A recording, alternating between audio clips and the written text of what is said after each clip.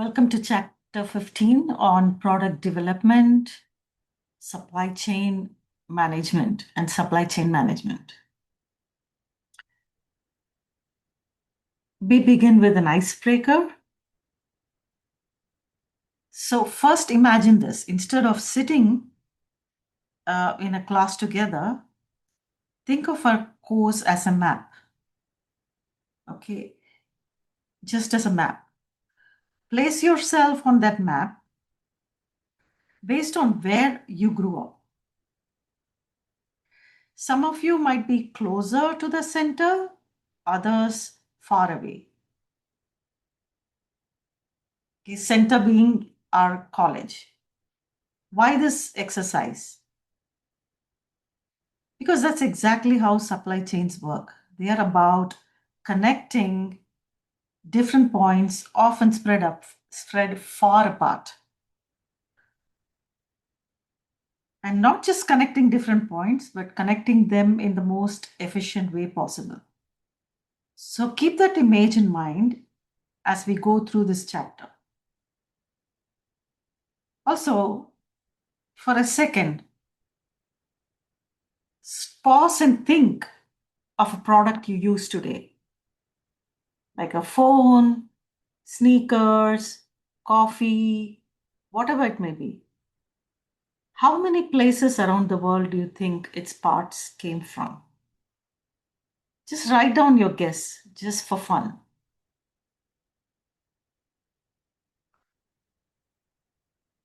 So by the end of this chapter, as you can see just from the icebreaker, you will be learning a lot of exciting things.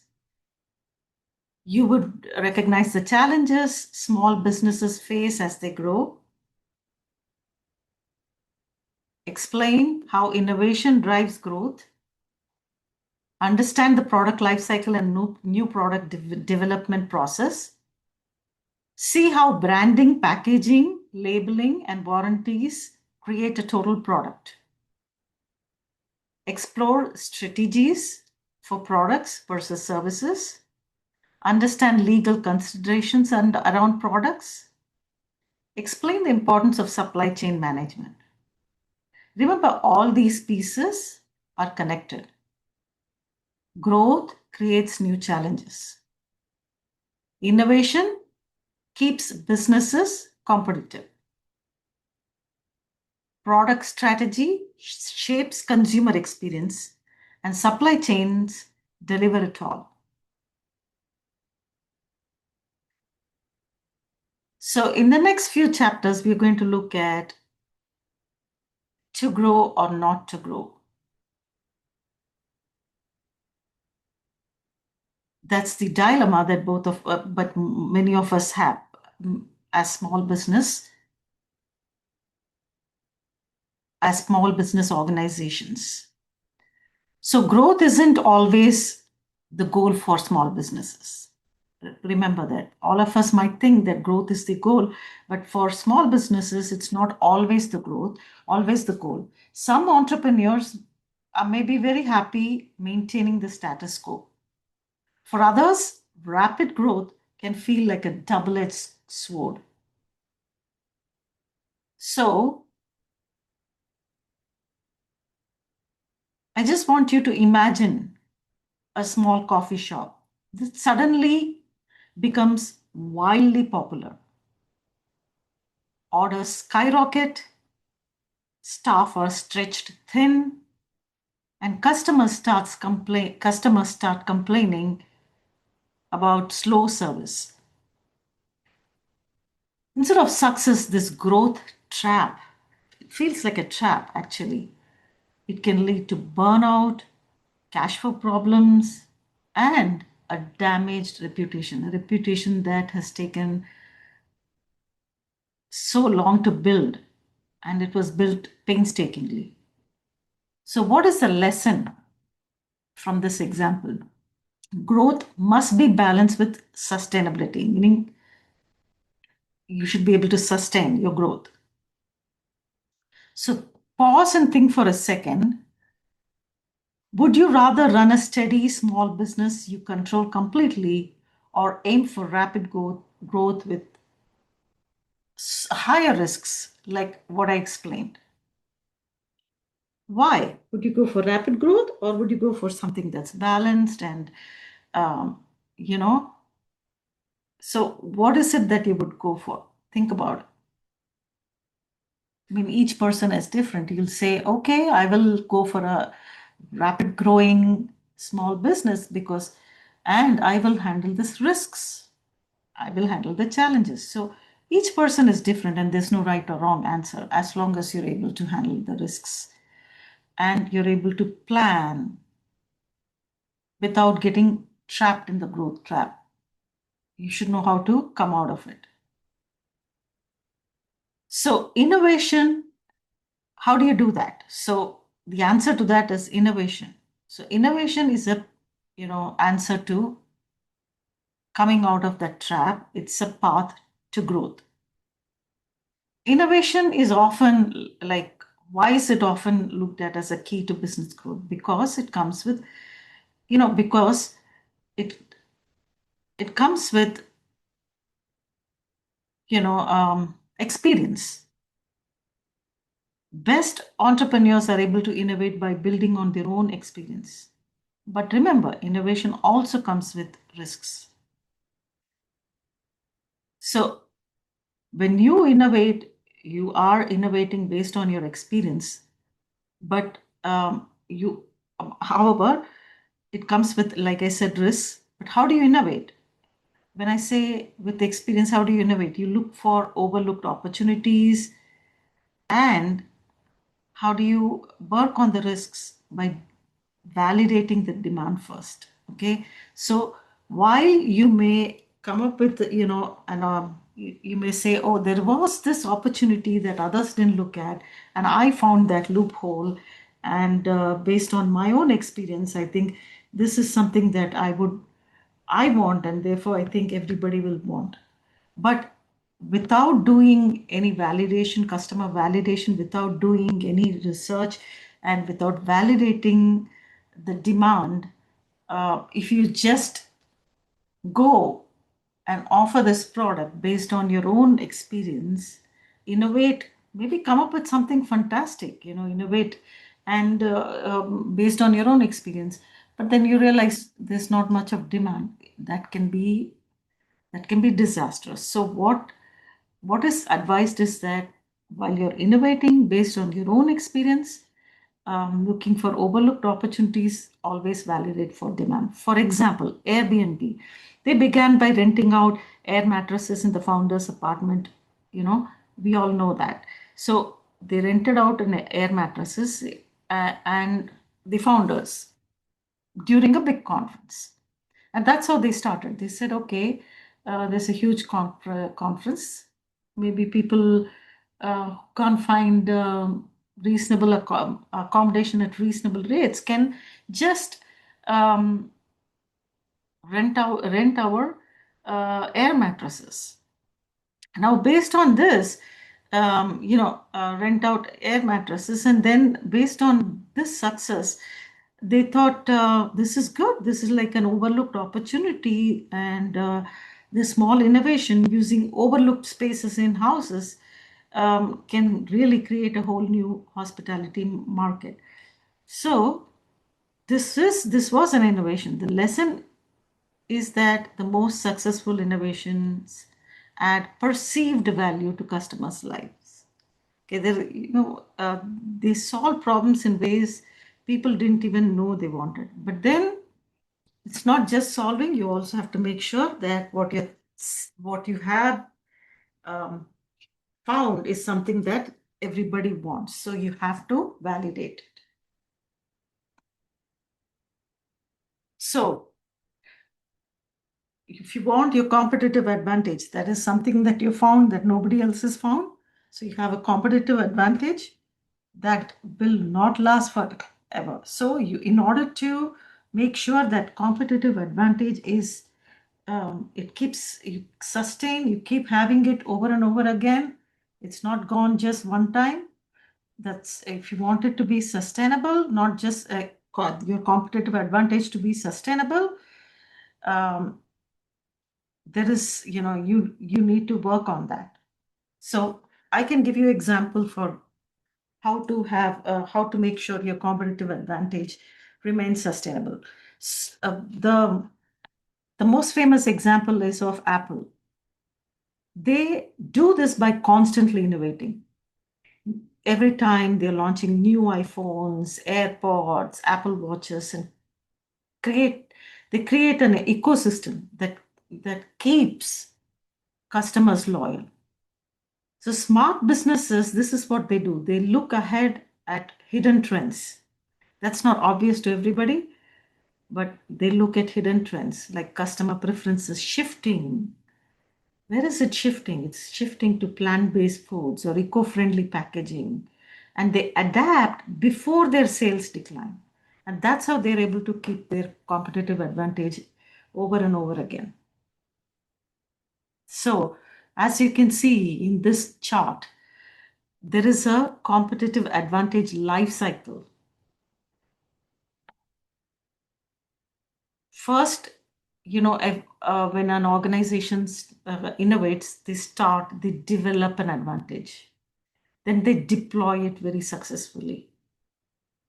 But when as competitors catch up, they copy or they do even better by copying um, the market shift, right? So this is the life cycle. So if you don't want the decline to happen, you have to, while you're deploying, after deploying, you should keep continuing to innovate so that this decline doesn't happen and this line continues. Example of somebody who declined. Blockbuster. Blockbuster once dominated movie rentals, but they failed to adapt when Netflix brought streaming. Their advantage declined and the company collapsed. So the warning is clear. If you don't keep reinventing, competitors will. Pause for a moment and think of a company you used to love but don't use anymore. Think. And then think why its advantage or advantages faded.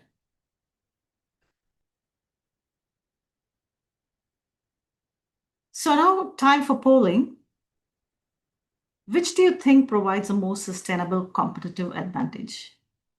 Knowing your biggest customers personally, having very high employee satisfaction, continuously innovating with patents and R&D. What do you think is the right answer? The reality is that there is no single right answer. Each can matter depending on the business that you're in. But if you've chosen one against the other or two against the other, think of why you chose that. Now, the next topic is product life cycle. So every product, like I said, goes through a life cycle. Okay. The life cycle stages are introduction, growth, maturity, and decline. So, if you see the introduction phase, I mean, at every, if you, what we mean by product life cycle is that in every stage of these life cycles, right? Like introduction, growth, maturity, and decline. At every stage, you will have different types of um, business situations, and accordingly you will have to adapt your advertisement, your promotion, your pricing, your distribution, your product lines, your um, all your entire survival and competition strategy will change. At each stage it will be different. You'll realize why. Because at the introduction phase, what happens is that you're getting into the market where your product is not proven. And initially, when you're entering the market, of course, it's going to be unprofitable. You can see that, right?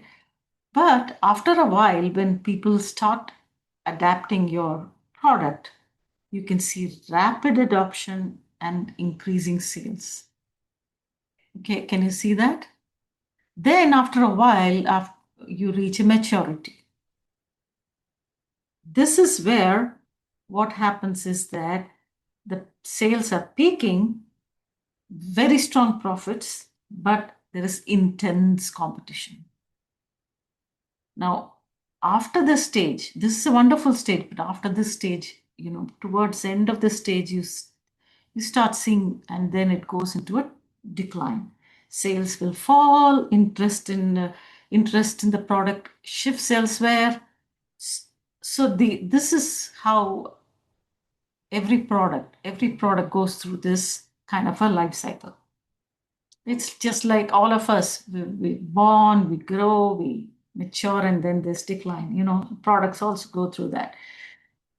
So let me give you an example. Fidget spinners, they exploded in popularity, growth, but quickly declined as the fad ended.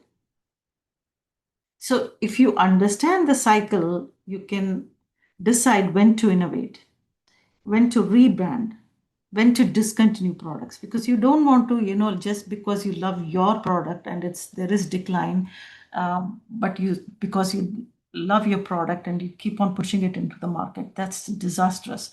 The moment you see that nobody is liking it and the trend is going away, it's best to discontinue it. If you cannot innovate and regenerate it or rebrand it, no, you can't. If you can't do that, just quit. That's better because you'll cut down on your losses. Okay. So some companies are able to, very smart companies, like for example, Apple, they're able to extend the product life cycle. How they do that is by refreshing or reinventing products. Shining example is Coca-Cola. Okay. So they constantly introduce new flavors, new packaging, creative marketing campaign. Even though Coke is such an old product, these changes keep it relevant. So the key lesson is timing is everything. Extend a product's life before the decline sets in too deeply. At this point, it'll be good for you to pause and think about, reflect about a product you've seen reinvented, new flavor or new style or new design, and how that change made you more interested in buying it. For me, it is Apple. Every time they come up with something new. Can you think of anything? So, how do companies, businesses, small, big, whatever, they come up with this new product? How every time they are introducing a new product, how do they do this? What is the new product development process? Okay. So the first, if you see, there are many stages. The first stage of new product development process is idea accumulation. Okay. So what we mean by idea accumulation is, of course, you need to have an idea. If every developing a new product always begins with idea accumulation. So the goal is to build a wide pool of potential ideas. Don't just, if you want to start a new product, you can't just go behind one idea. You need to have a pool of a lot of ideas, okay, product ideas. And then after that, you can, from those ideas, you can weed out those that don't work. So where can you get? So the question will be, come on, where do I get these ideas from? So let me give you some potential places from where you can get ideas. It can come from customers. They might say, customers means not your customers. Like you talk to people and they're saying, "Oh my God, I wish we had this kind of product. We are very unhappy with the product that we are using." Some feedback, some unmet need that a customer might say, and that might tell you, okay, they're so unhappy. Maybe I should make a product that will make them, that'll fill that need. Sometimes there'll be employees, because employees have been working on this for so long, they are able to see some gaps in the market. So talking to employees of companies can also give you a lot of ideas. Competitors, look at the competitors, see what they're doing, and see if you can not just outrightly copy, but improve on what they do. And research, you yourself might research and you might come up with a new product, or you may have a patent. You may look at, you may go and look up all the patents, and you may say, okay, there are these patents, but nobody has used these patents and nobody has commercialized it. So these are new technologies. Maybe, how about I apply it? So there are so many new technologies waiting to be applied. So you collect a lot of ideas, okay, and then go from there. I can give an example of post-it note. I already gave it in the previous chapters, but once again, they were born from a failed adhesive experience at Experiment at 3M. We were trying to come up with a newer type of adhesive, but this was not at all an adhesive, because you stick and it comes out. But they said, oh, but this can have a use. It may not work as an adhesive, but we can see, we can use this. There's a potential to use it as a totally brand new product, and they turned it into one of the company's best-selling products, as we all know now. So again, pause now. This is the time to pause and reflect. What's a product idea you've thought of? Even something small that solves a problem in your daily life. Have you thought of anything? Then, now that you have a whole lot of ideas, a whole list of ideas, what you need to do now is analyze them and evaluate which of these ideas are worth pursuing. How do you analyze? How do you weed out the good ideas from the bad ideas from the good ideas? So for each of the ideas, ask this question: does this product fit with our existing brand? Is there a demand for it? What are the development and marketing costs? Who are the competitors? So, and uh, is there a gap in the market? Example: if a budget-friendly brand suddenly tried to release a um, thousands of dollar luxury product, it might fail because it doesn't match the customer's expectations, because its brand stands for budget friendliness. So it's going away from its brand and doing something. So before you do that, do some careful analysis so that you can prevent costly mistakes.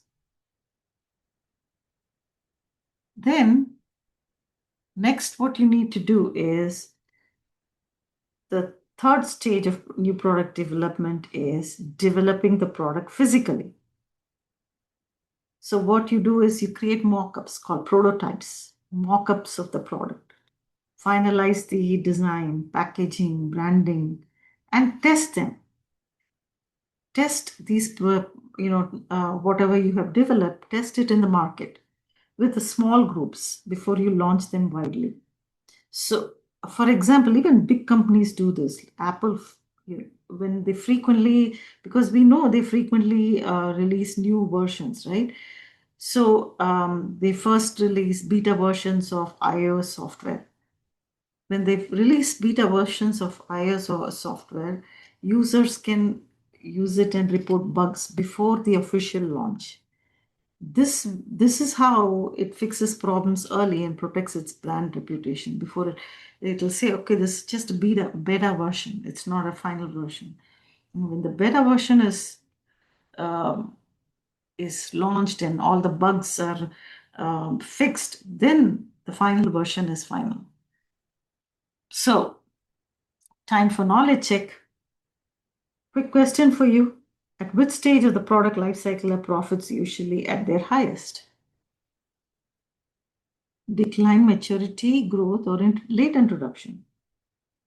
Definitely early maturity stage, because sales are getting strong, competition is fierce, but this is often where the profits peak before prices and margins decline. Okay. So now that you have developed a new product, let's talk about building the total product. Okay. What we mean by the total product is that a product is not just the physical product. It's more than that.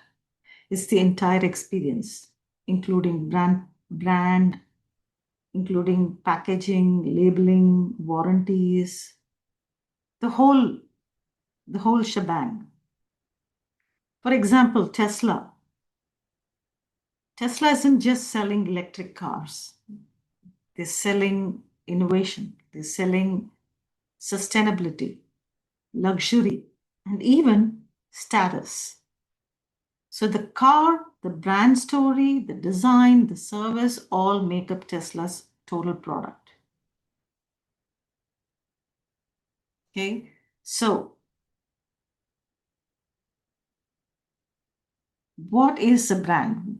I've used the word brand more than a couple of times in this first few slides. So what is a brand? So branding is about creating an identity that customers connect with, most importantly, remember, emotionally. Brand is about creating an identity that customers connect with emotionally. So it's all about emotion, how they feel about a particular brand, how they feel. It's the feel. So the feel is created by what?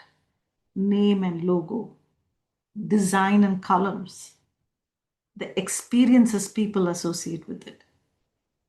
So, for example, Nike's Swish and Just Do It slogan.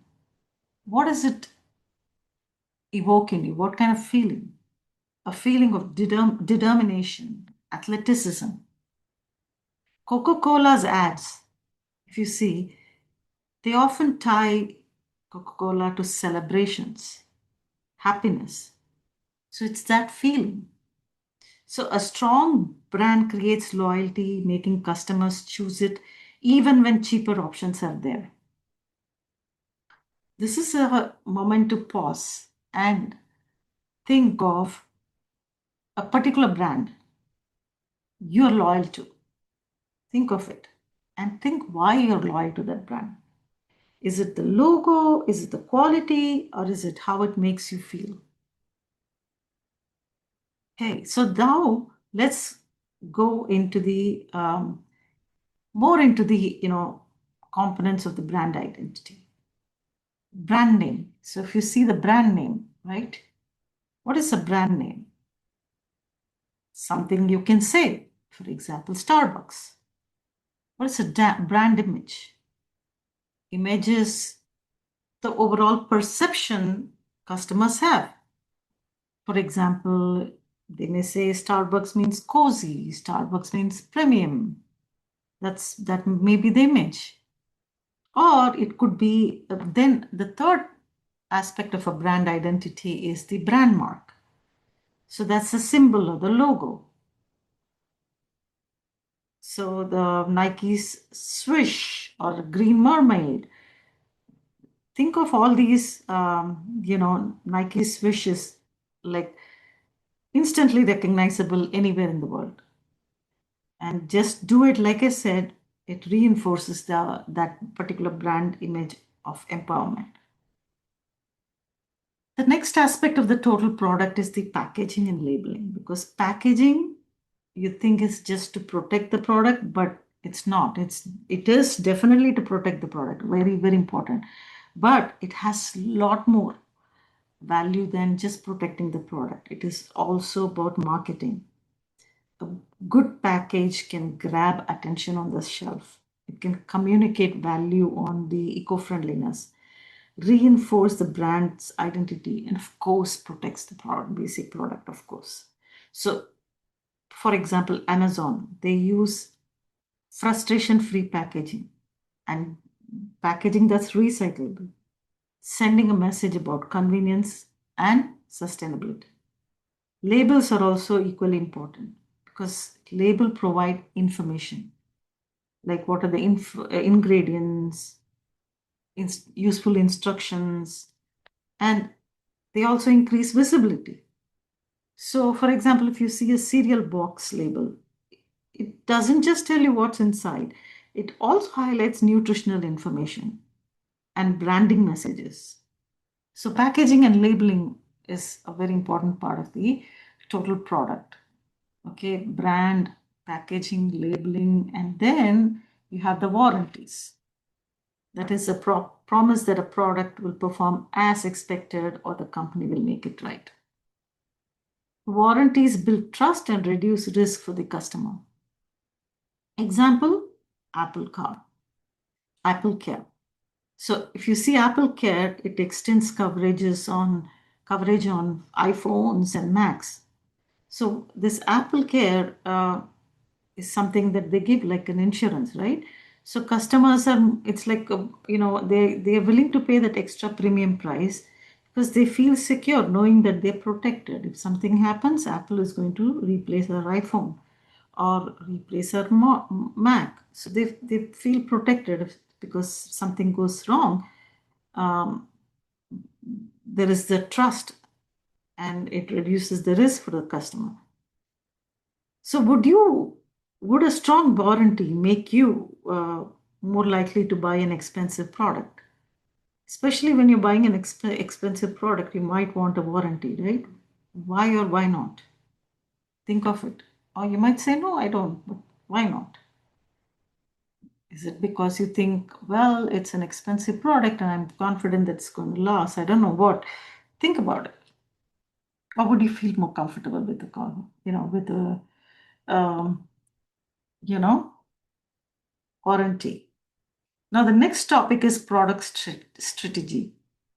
What is a product strategy? It's how a business uses its offerings to meet goals. So now we started with a new product, and then we created a total product offer. Now we want to use this total product to meet our goals. So, how a business uses its offering, this total product, to meet its goal. That is product strategy. So, it includes decisions about um, product lines, product mix, and target markets. So, product line means a lot of related products, in that particular line. So, if, for example, you can say a line of cosmetics. Okay, and you can say next is product mix, meaning I mean instead of a line of lipsticks for L'Oreal, let's say a line of um,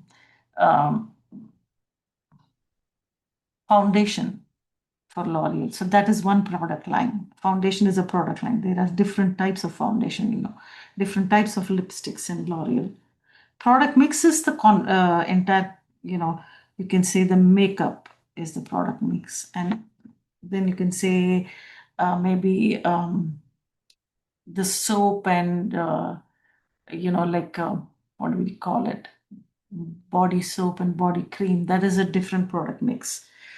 And then you can say another product mix could be perfumes. So product lines are different, and product mix, I mean together, all the product lines together can say what is the product mix. I have a mix of makeup, I have makeup and daily personal care products, and I have perfumes. These are the three different lines, and this is my product mix. That's what L'Oreal can say, right?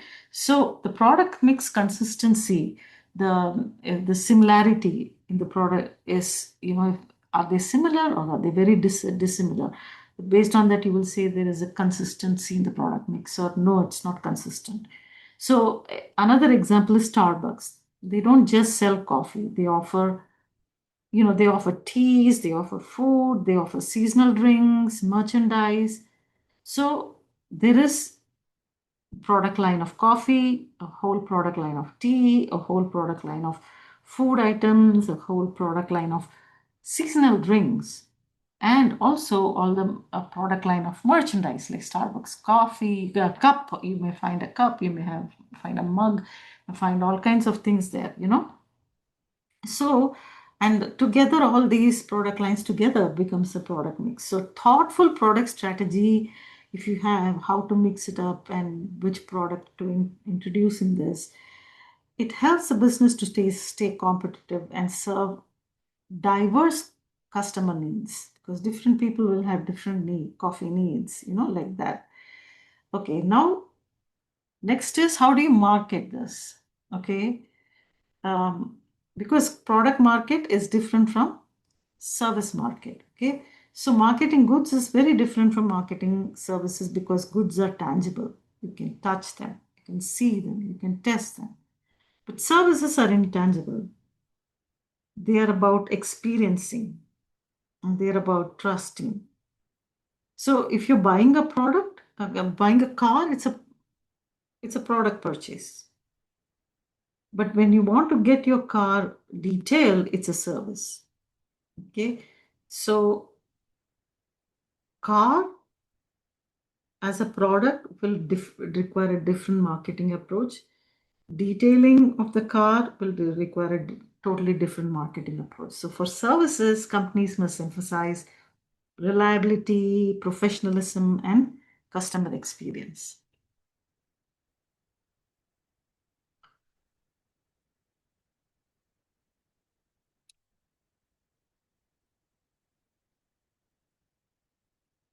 So let's look at this in more detail. Service marketing versus goods marketing. So in this diagram, we can show the differences very clearly. Goods marketing focuses on physical product, quality, features. Okay, all of this, goods marketing, right? Physical product, quality, features, right? Okay. But services marketing will focus on relationship, trust, satisfaction. So, best way to understand this is by thinking of examples. Netflix, when you buy a subscription to Netflix, are you buying a product or are you buying a service? You're actually buying both because you're buying access to digital goods, that is movies, they are goods. What's a service that you're subscribing to? Streaming platform reliability. It is reliable. The platform is reliable and it's convenient, it's user friendly, right? So that is what that is a service that so it's both service and goods, okay? So think of something you recently bought and think of whether it was a product or a service or a combination and how that affected your decision to buy. So knowing this, what should be your product strategy? So what are the options that you have? Businesses, they can choose from different options, right? They can have one product, one market. That means, like, if you, for example, a local bagel shop, they sell only bagels in just one neighborhood. That's one product, one market. Or you could have one product, multiple markets. For example, Red Bull. They sell the same drink in over 170 countries. Or you could have modified products and one market. So that will be, a restaurant, for example. They introduce vegan versions of its very popular, let's say, dairy and meat options, so the same restaurant is giving you both options, vegan and so modified product, one market. Modified product, modified markets. What that means is Toyota adapting car models for US, European and Asian markets. They have different products for different markets and they like modified slightly because the roads are different and the access is different. And also left hand driving, right hand driving, all that comes in. Multiple products, multiple markets. Example, Amazon selling everything from books to groceries to cloud services everywhere, worldwide. So multiple products, multiple markets. So if you owned a business, would you rather focus on one product and do it really well or diversify into multiple products? There's no correct answer, right? Right or wrong answer. So why would you choose a particular strategy? Think about it.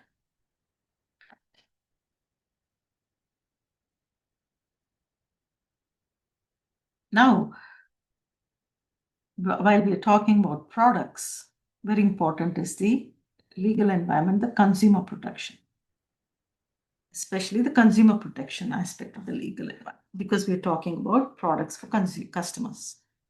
So, governments regulate products to protect consumers. Obviously, because they want to make sure that the products are safe for the consumers and they know what they're buying, right? So there are two key laws for that. One is Consumer Product Safety Act 1972, which protects against unsafe products. And the second one is Nutrition Labeling and Education Act 1990, which requires standard nutrition labels on foods. So if you are selling toys with unsafe parts, the Consumer Product Safety Commission will recall them.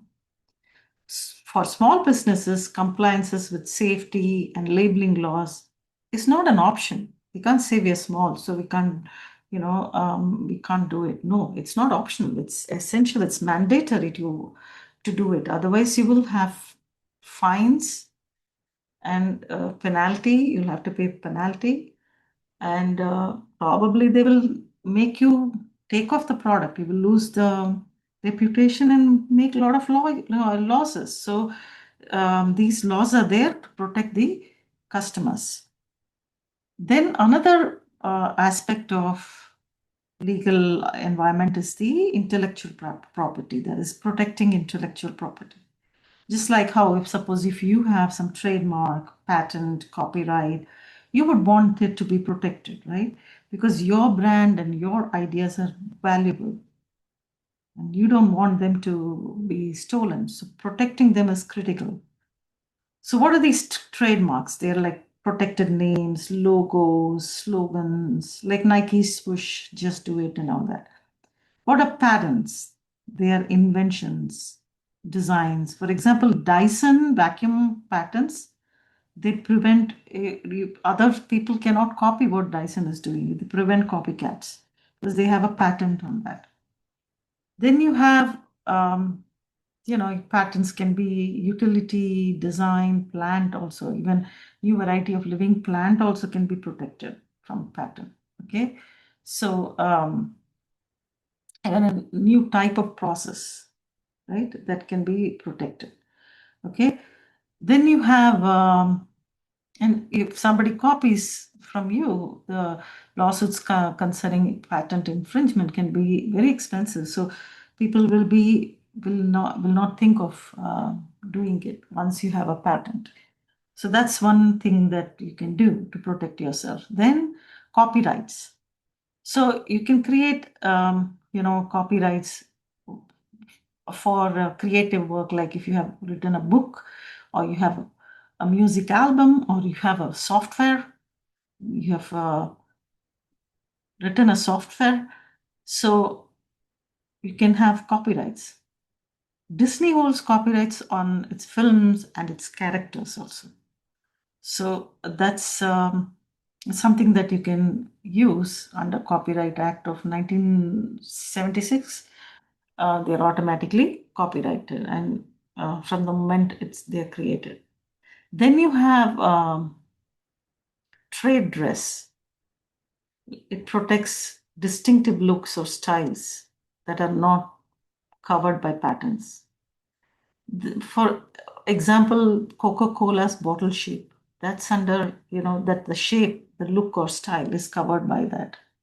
Okay, so you can think of a brand or a product that you love, and think of what kind of intellectual property they are using to protect it.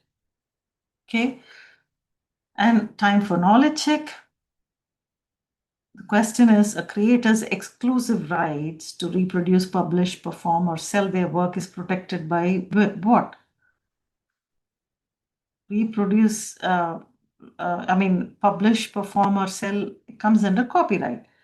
For example, J.K. Rowling's Harry Potter books are protected by copyright, preventing others from selling unauthorized copies. Right? Now we have the next topic, which is supply chain management. So, what is supply chain management? Like I said, it's about connecting the dots. In the beginning, I said so. It's about coordinating how materials and information flow from suppliers to manufacturers to distributors to customers. So, from the starting point to the ending point. Zara, for example, it's famous for its agile supply chain. It can design, manufacture, and deliver new fashion styles to stores in just weeks. This speed is actually its competitive advantage. For small businesses, efficient supply chain can mean the world. It can mean the difference between profit and loss, especially because their resources are limited.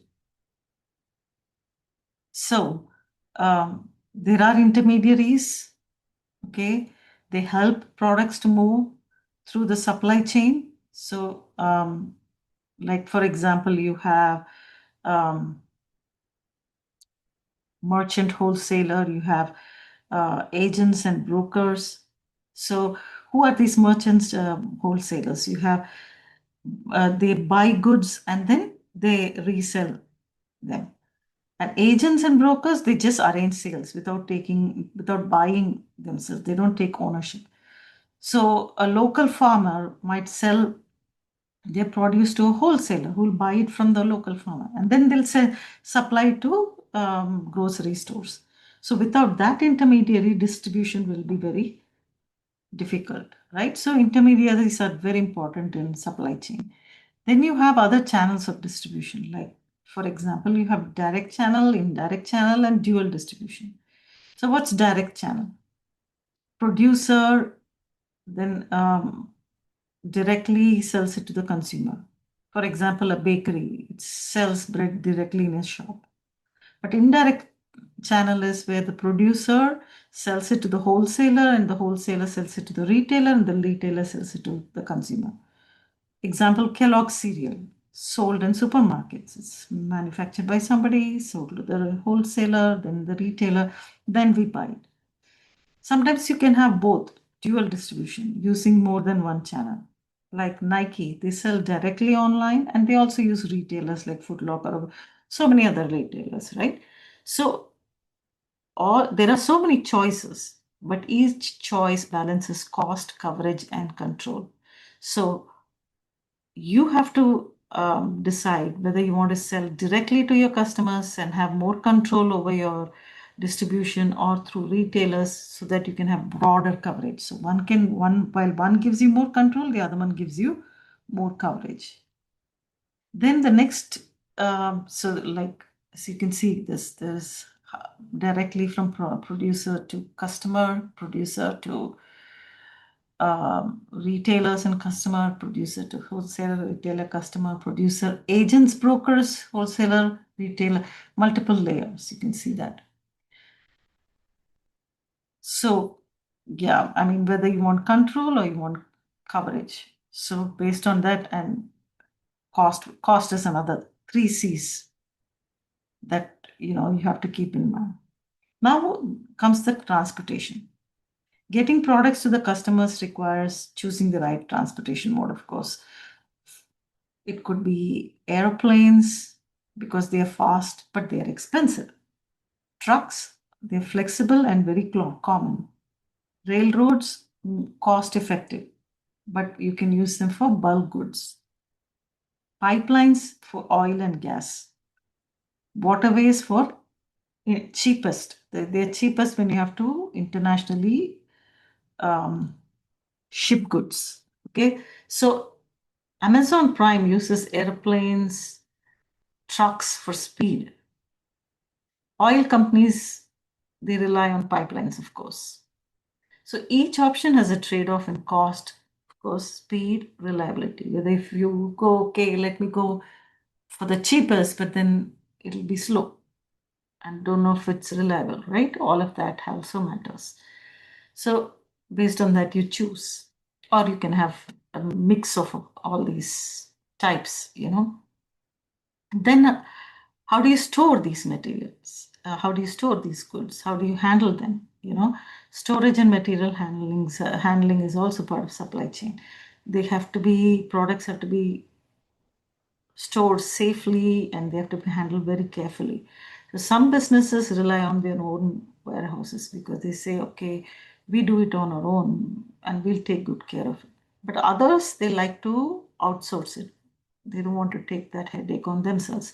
So there are a lot of third-party logistics firms who manage the shipping and distribution also, like which wholesaler to sell and all that.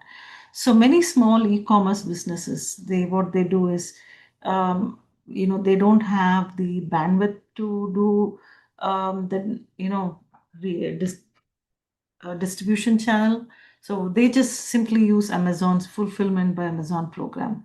So Amazon stores, ships their products for them, letting the small businesses just focus on marketing and sale. So Amazon is doing that too for small businesses. So time for polling again. The internet has transformed supply chain management.